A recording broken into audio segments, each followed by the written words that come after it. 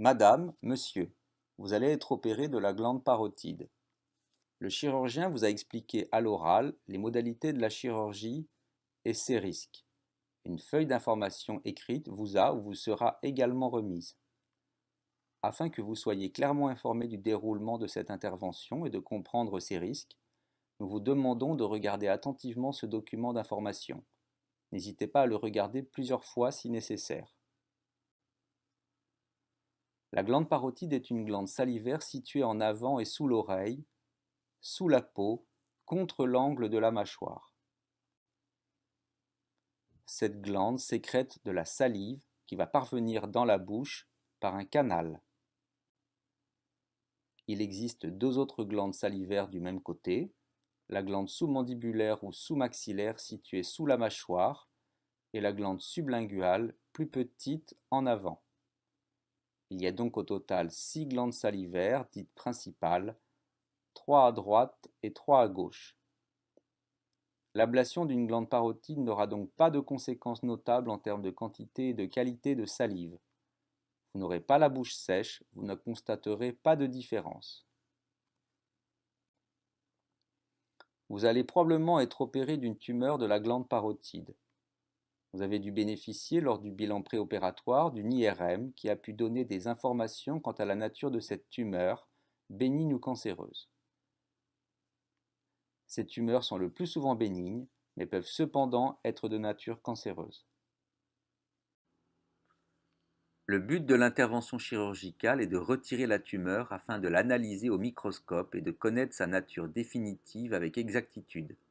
Même si votre IRM indique que la tumeur est probablement bénigne, cet examen n'est pas suffisant. De plus, une tumeur bénigne peut dégénérer avec le temps. Le principal risque de l'intervention est lié à la présence du nerf facial qui traverse la glande de part en part et qui se divise au sein de la glande en plusieurs branches. Ce nerf permet de faire bouger les muscles superficiels du visage pour par exemple lever le front, froncer les sourcils, fermer les yeux, sourire, fermer la bouche, avancer les lèvres. Le but de l'intervention est d'enlever l'intégralité de la tumeur sans léser le nerf facial. Ce nerf est parfaitement visible à l'œil nu. Le chirurgien va cependant s'aider pendant l'intervention de capteurs qui seront placés sur votre visage de façon à être sûr de conserver toutes ces branches.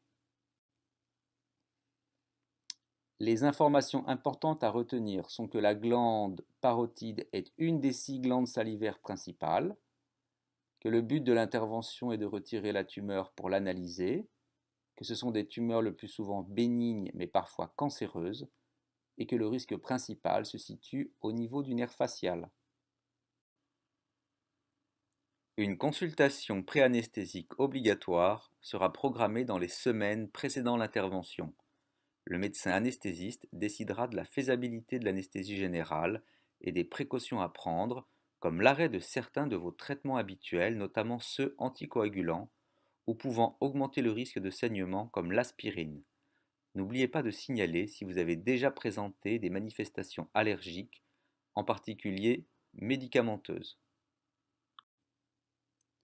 Vous serez hospitalisé dans le service d'ORL du centre François-Xavier Michelet la veille de l'intervention.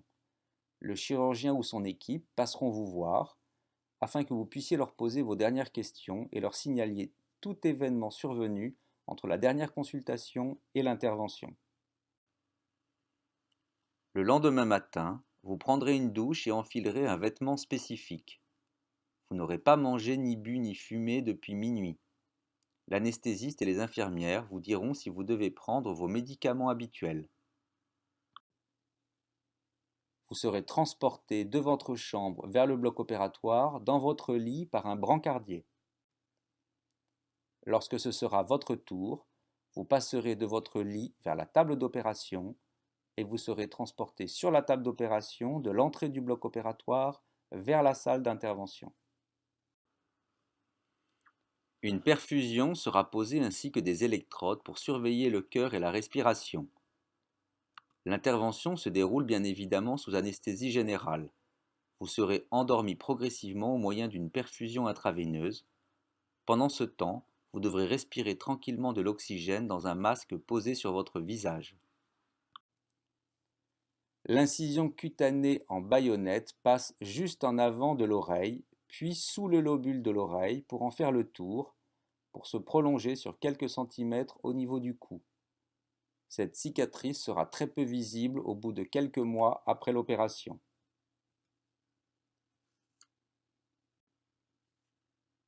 Pendant l'opération, la tumeur est envoyée au laboratoire pour l'analyser et connaître sa nature dans le but de vérifier sa bénignité. Selon le résultat de cet examen et selon la localisation de la tumeur, la glande parotide sera enlevée en totalité ou partiellement. Les tumeurs étant le plus souvent bénignes, la chirurgie s'arrête là le plus souvent. Vous devez savoir que la nature précise de la tumeur n'est donnée que par l'examen définitif au laboratoire, quelques semaines après l'intervention.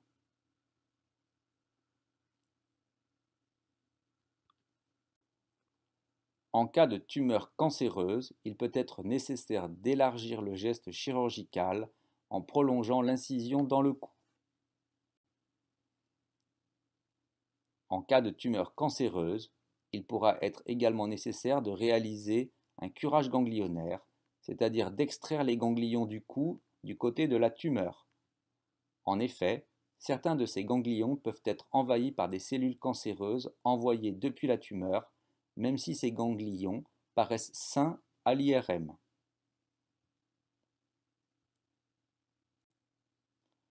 Pour certaines tumeurs cancéreuses, il peut être nécessaire de couper totalement ou partiellement le nerf facial s'il est envahi par la tumeur. Cette situation est heureusement peu fréquente. Dans ce cas, il est alors possible de réaliser pendant l'opération une greffe nerveuse. Cette greffe peut permettre un retour partiel des mouvements du visage, en général après 1 an, mais ne permet jamais la récupération d'une mobilité normale du visage.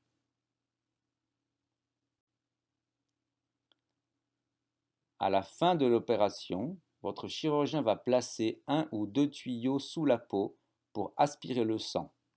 Ce tuyau est appelé un drain aspiratif. Il est nécessaire pour limiter le risque d'apparition d'un hématome. À la fin de l'intervention, vous passerez 2 heures en salle de réveil dans votre lit pour que les infirmières et les anesthésistes vérifient que vous repreniez bien connaissance avec un fonctionnement normal du cœur et de la respiration. Une fois bien réveillé, vous pourrez alors retourner dans votre chambre, dans votre lit, avec une perfusion. Après 1 à 3 jours, lorsque le drain n'aspire plus beaucoup de sang et de liquide, le drain sera retiré par une infirmière dans votre chambre. Ce geste n'est pas douloureux. À l'ablation du pansement, vous constaterez éventuellement une dépression juste en arrière de l'angle de la mâchoire, correspondant à la glande qui a été retirée. D'abord assez marquée, cette dépression va s'estomper avec le temps, mais ne disparaîtra pas. Vous aurez également une perte définitive de la sensibilité du lobe de l'oreille. Vous partirez du service avec des prescriptions pour des soins infirmiers et des médicaments pour la douleur. Les points de suture seront enlevés par votre infirmière à votre domicile au bout de 8 à 10 jours. Un simple pansement ou une couche de vaseline recouvrira la cicatrice pendant quelques jours. Les pansements nécessiteront le passage d'une infirmière 1 fois par jour afin de réaliser les soins locaux. Si vous travaillez, un arrêt de travail de 2 semaines vous sera prescrit, qui pourra être prolongé en fonction de votre état de santé et de votre travail. Vous partirez avec une date de rendez-vous avec votre chirurgien. Bien entendu, si vous constatez un problème anormal comme une douleur qui augmente, une cicatrice qui devient chaude et rouge, un gonflement qui apparaît, vous pourrez appeler le service 7 jours sur 7 ou les secrétaires aux heures ouvrables pour être revus plus rapidement. Les informations importantes à retenir sont une hospitalisation la veille de l'intervention, une incision qui passe devant l'oreille et dans le cou, 2 heures de surveillance en salle de réveil, une première analyse de la tumeur pendant l'opération, au réveil un drain aspiratif et des points de suture, un creux à la place de la parotide et une anesthésie du lobe de l'oreille, une sortie 2 à 3 jours après l'opération en l'absence de complications. Toute intervention sur le corps humain, même menée dans des conditions de compétence et de sécurité optimales, recèle un risque de complications. Le principal risque de l'opération de la parotide est lié à la présence du nerf facial qui passe dans la glande. C'est ce nerf qui vous permet de faire bouger les muscles de votre visage. Lors de la chirurgie, la tumeur est progressivement séparée du nerf qui passe le plus souvent à son contact. Une dissection même prudente peut suffire à induire un dysfonctionnement transitoire du nerf, responsable d'une paralysie transitoire du visage pendant plusieurs semaines. Dans la très grande majorité des cas, le nerf reprend un fonctionnement normal en moins de 3 mois. Il est exceptionnel que cette paralysie faciale ne régresse pas complètement en cas de tumeur bénigne. Bien entendu, il est aussi très fréquent qu'il n'y ait pas de paralysie faciale du tout. En cas de paralysie, le visage bouge moins bien pendant quelques semaines et jusqu'à 3 mois. Lorsque la dissection du nerf a été laborieuse, vous pouvez présenter à votre réveil une paralysie complète de la moitié du visage. Si le nerf a été conservé, la paralysie faciale va régresser en quelques semaines. Une kinésithérapie faciale vous sera proposée. En cas de paralysie du visage, l'absence de fermeture complète de votre œil vous expose à avoir une conjonctivite puis une kératite, c'est-à-dire une infection ou une ulcération de l'œil. Pour éviter ces complications oculaires, l'équipe médicale vous prescrira des soins oculaires à réaliser plusieurs fois par jour pour garder l'œil bien humide. Si malgré cela vous vous plaignez d'un œil rouge et douloureux, il faudra que vous consultiez un ophtalmologiste en urgence. Comme dans toute chirurgie, il y a un risque d'hématome, c'est-à-dire du sang qui vient se mettre sous la peau malgré le drain aspiratif. Cette complication peut survenir dans les premières heures après l'opération. Dans la majorité des cas, il faudra que vous soyez à nouveau opéré pour simplement retirer l'hématome.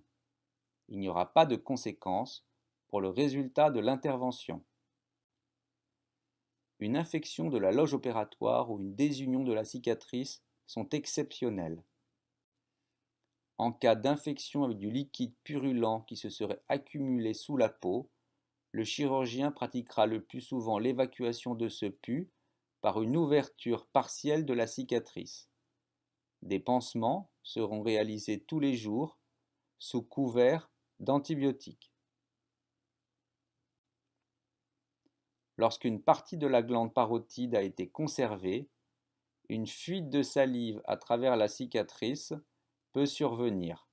Elle s'assèche et disparaît habituellement en quelques jours avec des pansements adaptés. Enfin, dans les mois qui suivent une chirurgie de la parotide, vous pouvez voir apparaître, en regard de la zone opérée, un écoulement comme de la sueur lorsque vous mangez et mastiquez. Ce phénomène très inconstant est appelé syndrome de Frey.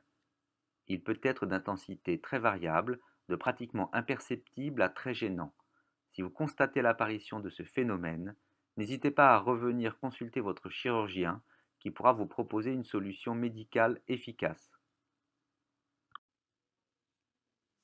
Pour résumer, voici les 7 risques principaux à retenir. Paralysie transitoire d'une partie du visage. Paralysie complète de la moitié du visage. Complications oculaires. Hématome. Infection. Fistule salivaire. Et syndrome de Frey. Malgré ces risques, la parotidectomie est une intervention aujourd'hui très bien codifiée et parfaitement maîtrisée. Après l'intervention, l'évolution est rapide et favorable. Nous vous remercions d'avoir pris le temps de regarder ce film. Nous espérons qu'il aura pu vous aider à comprendre votre future opération son déroulement et ses risques. N'hésitez pas à le regarder à nouveau, même plusieurs fois. Vous retrouverez l'essentiel de ces informations dans la feuille d'information qui vous a été remise. L'équipe médicale et paramédicale reste à votre disposition pour répondre à toutes vos questions avant l'opération.